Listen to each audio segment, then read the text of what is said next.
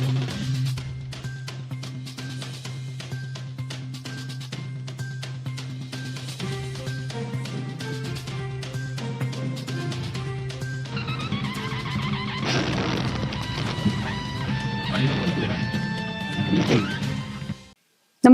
आपण पाहता हिरकणी न्यूज.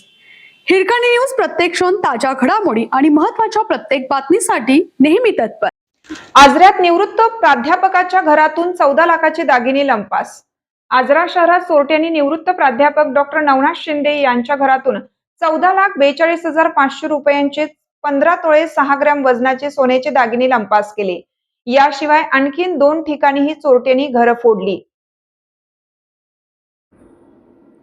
यात चांदीचे दागिने व रोख 20,000 रुपये लंपास केले. याबाबत प्रकाश नवनाथ शिंदे राहणार शिव कॉलनी गांधीनगर रोड यांनी आजरा पोलिसात फिर्याद दिली आहे.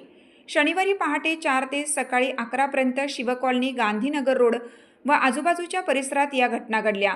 बंद घराच्या दरवाजाचा कडी-कोंडा तोडून चोरट्यांनी शिंदे यांच्या घरात प्रवेश केला. घरातील सोने चांदीचे दागिने व रोख रक्कम असा एकूण 14,42,000 रुपयांचा मुद्देमाल लंपास केला.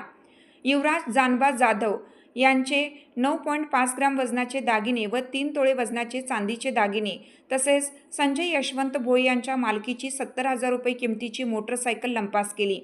श्वान पथकाला पाचारण केले, मात्र याचा उपयोग झाला नाही. चोरटे मोटरसायकलने पसार झाल्याचा प्राथमिक अंदाज आहे. सहाय्यक पोलीस निरीक्षक बाबासाहेब सरवदे यांच्या नेतृत्वाखाली पुढील तपास सुरू आहे.